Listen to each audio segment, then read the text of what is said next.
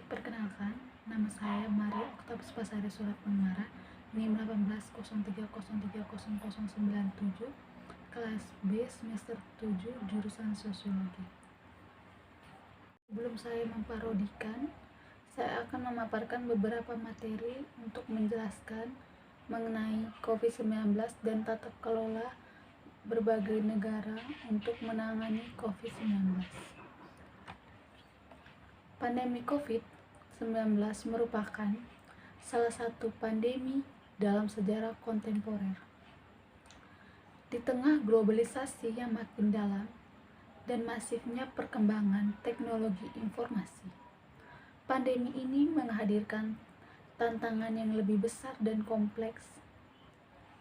Kajian yang muncul sesaat setelah COVID-19 dinyatakan muncul adalah dampaknya terhadap ekonomi, politik global, dan domestik. Jika pandemi-pandemi sebelumnya menular melalui perantara binatang atau interaksi khusus antar manusia, COVID-19 memiliki karakter yang menular langsung antar manusia. Pemerintah di banyak negara dihadapkan pada situasi yang membingungkan saat wabah COVID-19 muncul. Mereka dipaksa mengambil langkah-langkah strategis guna menangani dan merespon keadaan pandemi. Masing-masing negara menunjukkan kesiapan yang berbeda-beda. Pandemi COVID-19 juga telah menunjukkan baik buruknya tata kelola dan kebijakan pemerintah suatu negara. Pada awalnya, pemerintah Indonesia menunjukkan kegagapan dan terjebak dalam penyangkalan atas tingkat urgensi maupun dampak COVID-19 sebelum akhirnya mengambil langkah-langkah yang dibutuhkan untuk menangani pandemi secara lebih sistematis. Berbagai pendekatan menghadapi pandemi COVID-19 tidak terlepas dari pengaruh sistem politik, kultur, dan gaya pemimpin negara masing-masing. Misalnya saja, Korea Selatan memilih menggunakan tracing seluas mungkin, India dengan memilih lockdown, atau penggunaan PSBB yang dilakukan oleh Indonesia. Di Jepang, sekolah perguruan tinggi ditutup mulai pertengahan Maret 2020. Penutupan tersebut membuat sekitar 13 juta murid dan mahasiswa di seluruh Jepang harus tinggal di rumah masing-masing, menghentikan semua program perkuliahan dan tatap muka dan program-program magang. Pemerintahan Vietnam, Laos, India, Sri Lanka, dan Malaysia memutuskan menutup semua kegiatan pendidikan sejak awal 2020. Pandemi juga menimbulkan isu baru terkait keberlangsungan sistem politik, mana yang paling relevan dan berhasil menangani krisis demi peradaban hidup manusia. Ilmu politik kembali mengulirkan perdebatan mengenai tipe rezim demokratis dan otoriter, dan juga pilihan kebijakan pemerintah mana yang efektif, lockdown dan bukan lockdown.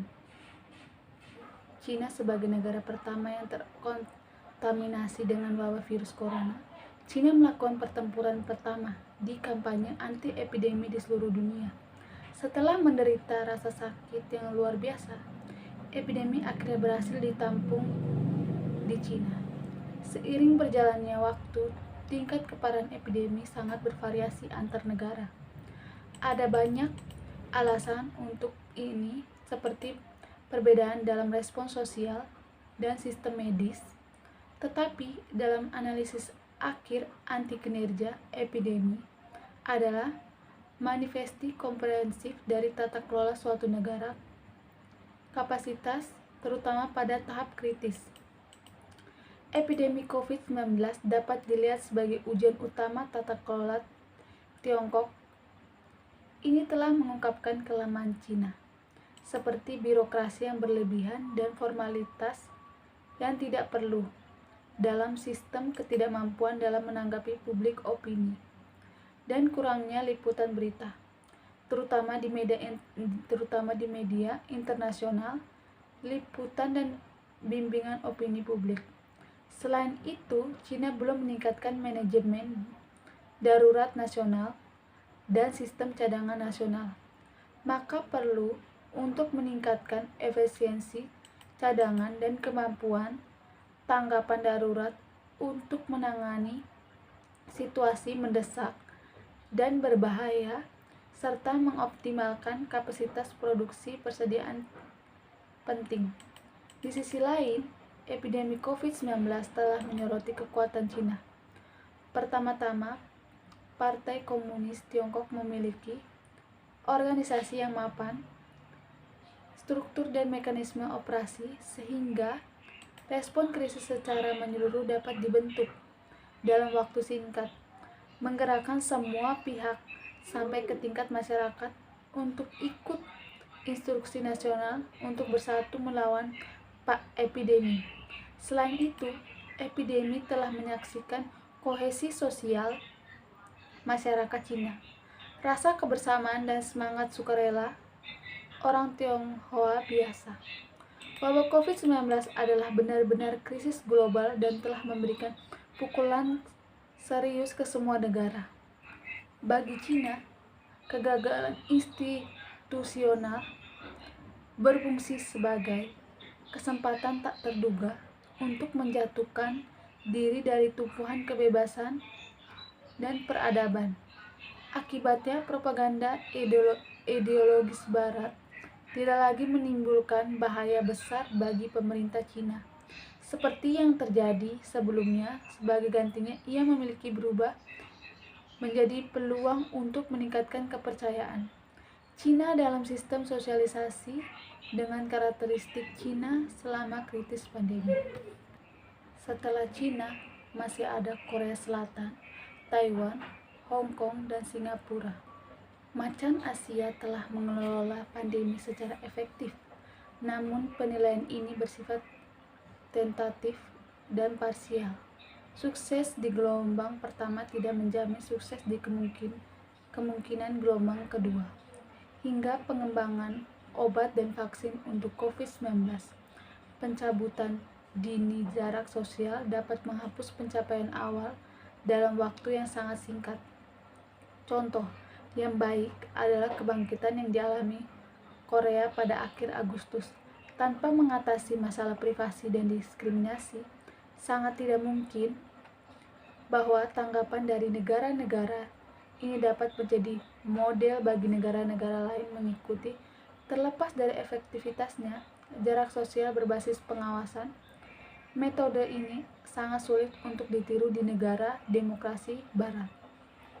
Selain itu, terlalu dini untuk menyimpulkan apakah pendekatan-pendekatan ini akan bertahan dalam ujian kemungkinan gelombang kedua dan ketiga infeksi di bulan-bulan mendatang. Sampai pandemi dikendalikan secara efektif, itu adalah masalah yang dilebih-lebihkan Asia untuk menghakimi bahwa tanggapan terhadap pandemi oleh 4 macan Asia akan dianggap sebagai keajaiban Asia Timur. Beberapa paparan materi mengenai tata kelola dari berbagai negara. Kemudian di sini saya akan memparodikan bagaimana tata kelola pemerintah di Indonesia untuk menangani COVID-19. Silahkan menonton guys. Aduh, ada berita apa nih? Orang banyak banget yang repost di status. Aduh, tunggu, aku harus baca dulu. Hah? Penyebaran wabah. Astaga, ini bawa virus dari Cina. Duh, coba deh aku harus tanya ke teman-teman aku dulu. Aku harus telepon siapa ya? Coba aku tanya, jangan telepon deh, aku tanya kakakku aja deh. Ya harus tanya kakakku dulu. Kak, lu datang dulu sini. Aduh, ini berada berita penting, paling sangat-sangat penting, lagi trending. Duh, berita penting apa lah ya? Coba lu cerita di berita dulu. Stop. Masa nih ada wabah virus corona, orang bilang sekarang sementara menyebar mau kena Indonesia lagi. Aduh takut ah. Masa tiba-tiba kedatangan wabah virus corona nih yang dari negara yang jauh di sana sampai di Indonesia sekarang nih. Aduh, biasa dari mana kok tiba-tiba udah virus. Aduh, betul kok Sonde nih. Soalnya tadi itu beta sempat baca di artikel juga, jangan-jangan hanya hoax sah. Lu jangan takut biasa sah. Betul, beta tadi itu ada cari informasi di ini artikel-artikel mengenai apa kalau virus corona. Aduh, beta betul-betul takut. Ini bukan hoax lah, betul ini beritanya terlalu banyak di sini mengenai virus corona, dan tentang artikel-artikel yang mengenai wabah ini bisa baca semua.